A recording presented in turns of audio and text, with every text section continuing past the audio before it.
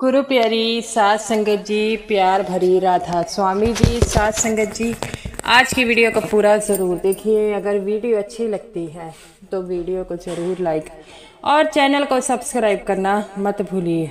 सात संगत जी, ये जो साखी है उन सत्संगियों के लिए है जो हमेशा यही चाहते हैं कि उनके जब प्राण निकले तो उनके स्वामी, उनके सतगुरु सामने हो, क्योंकि सतगुरु ही ऐसी चीज़ है जो हमें इस 84 के जेल खाने से बाहर निकालने में मदद करते हैं और वह ही हमें बताते हैं कि मृत्यु के समय हमें वो परमात्मा ही लेने आता है। सिर्फ और सिर्फ हमें उसकी पहचान करनी ज़रूरी है।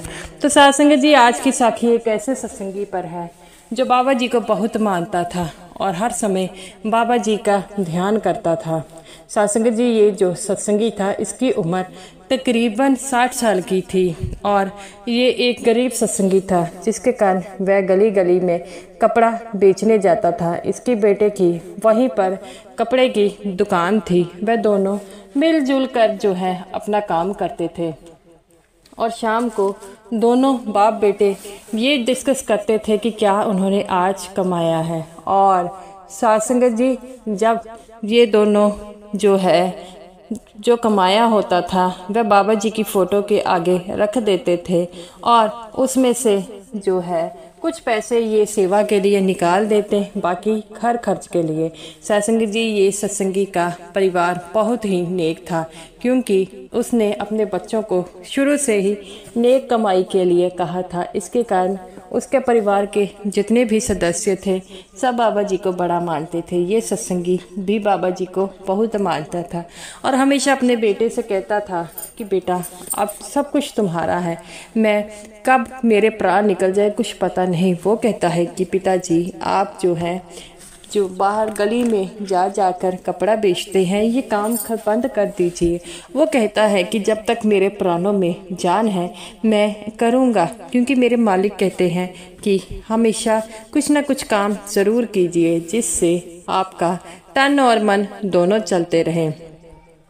और मैं थोड़े समय के लिए जाता हूँ। वो कहता है कि पिताजी, अब गर्मी आने वाली है और गर्मी में आपको ज़्यादा तकलीफ़ होगी। वो तो कहता है, तकलीफ़ कैसी बेटा, मैं सुबह सुबह जाया करूँगा और दोपहर को ज़्यादा गर्मी होती है तब घर आ जाया करूँगा। तो वो कहता है कि पिताजी, मैं तो सिर्फ आपको कह सकता हूँ। तो वो कहता है कि इस बात की बेटा तू चिंता मत कर, मैं बिल्कुल ठीक हूँ। तो वह कहता है कि पिताजी, चिंता कैसे ना करूं, आपकी अब उम्र हो गई है, अब आपको जो है रेस्ट करने के दिन हैं और अब भी कमाई कर रहे हैं। तो वो कहता है, बेटा तुम्हें तो पता है कि हम लोग इतने अमीर नहीं हैं, फिर भी अगर हम मेहनत की खाते हैं, कभी किसी को लेकर नहीं खाते। तो वो कहता है कि पिताजी, आप ठीक कहते हैं।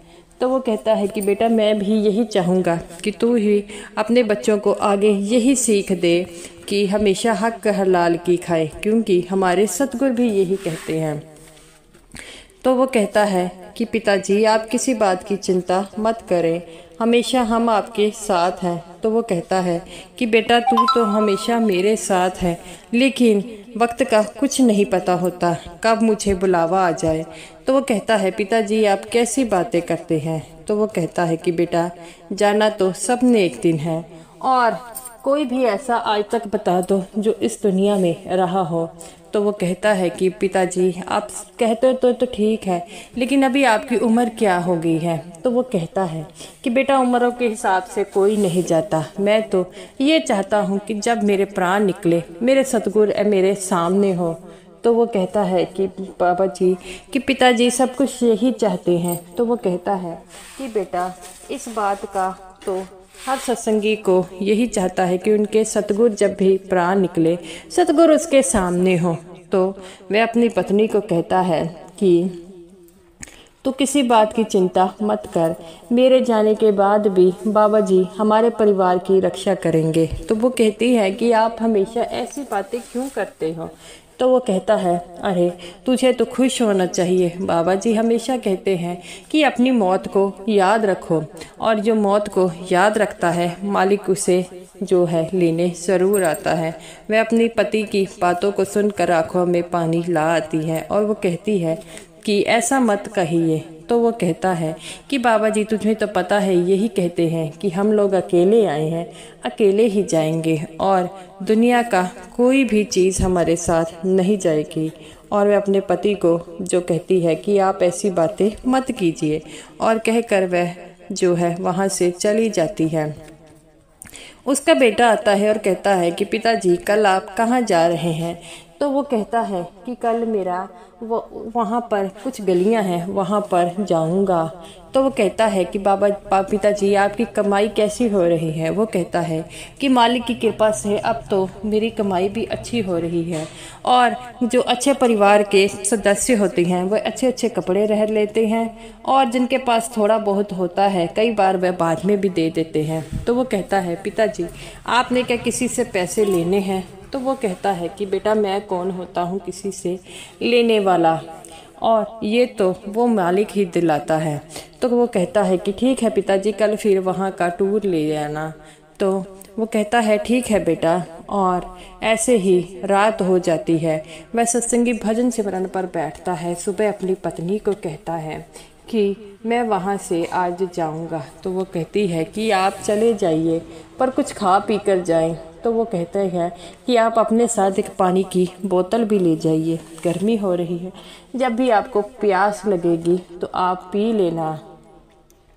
तो वो कहता है ठीक है, और वह अपनी पत्नी को जो है खाना खाकर वहाँ से चला जाता है। आगे जाता है, कपड़े बेचता है, और आगे थोड़ी देरी पर जो है उसे मन में बेचैनी होने लग पड़ती है, और उसे समझ नहीं आता मुझे क्या हो रहा है, और वह एक जगह पर बैठकर आराम करने लग पड़ता है, थोड़ा सा पानी पीने लग पड़ता है। तभी उसी को पता लगता है कि यहाँ पास में सेंटर है, वहाँ आज बाबा जी दर्शन देने आ रहे हैं।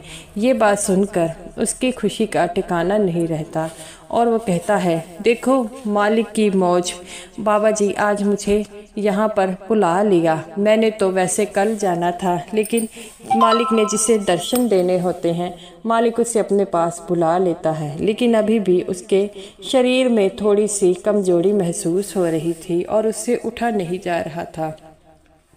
वो कहता है अगर मैं उठा नहीं तो बाबा जी यहाँ से चले जाएंगे।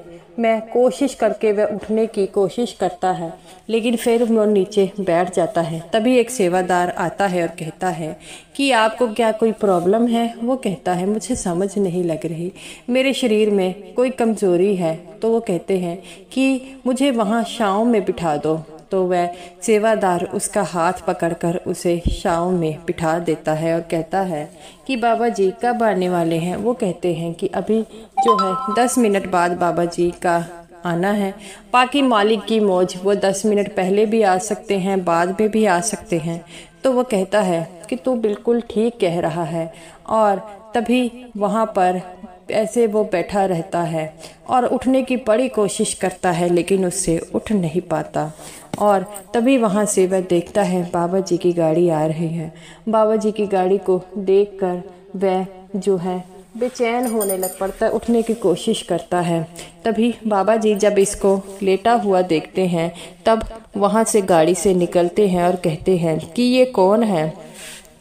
तब वो सेवादार कह रहा है कि बाबा जी इनको बेचैनी हो रही थी, और वह बाबा जी की तरफ जो है इशारा करते हैं। बाबा जी कहते हैं बेटा आपको कुछ चाहिए? वो पानी पानी बाबा जी कहकर बाबा जी उसके मुंह में पानी डालते हैं, और इतना कहते ही उस सत्संगी ने अपने श्वास त्याग दिए।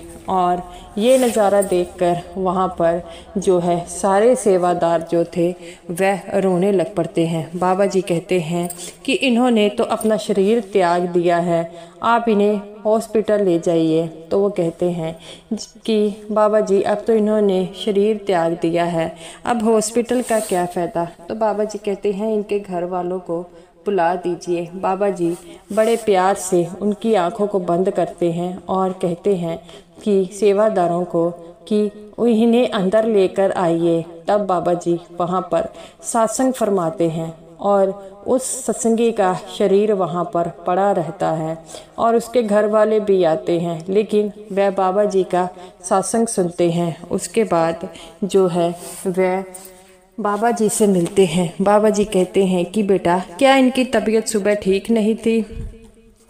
तो उसकी बीवी कहती है कि बाबा जी ये हमेशा आपको ही याद करते रहते थे, हमेशा यही कहते थे कि जब मेरा अंत समय आएगा बाबा जी मेरे पास होंगे तो मैं अपना शरीर त्यागूं। तब बाबा जी कहते हैं कि इनकी मन की इच्छा पूरी हो गई।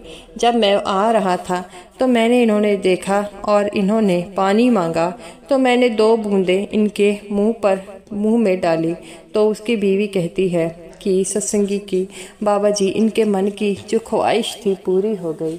बाबा जी कहते हैं बेटा तुम इस बात की चिंता मत करो। वो कहती है बाबा जी मैं चिंता नहीं कर रही, मेरे पति आपके हाथों में गए हैं तो वह सचखंड के अधिकारी ही होंगे, उन्होंने बड़ा ही भजन सिमरन किया है। बाबा जी कहते हैं बेटा ये तो मालिक की मौज है, कब किसके श्वास निकल जाए, किसका समय पूरा हो जाए कुछ नहीं पता आपको जो है इतनी, इसीलिए तो कहा जाता है कि भजन सिमरन करो, कब किसका समय नज़दीक आता है कुछ नहीं पता होता।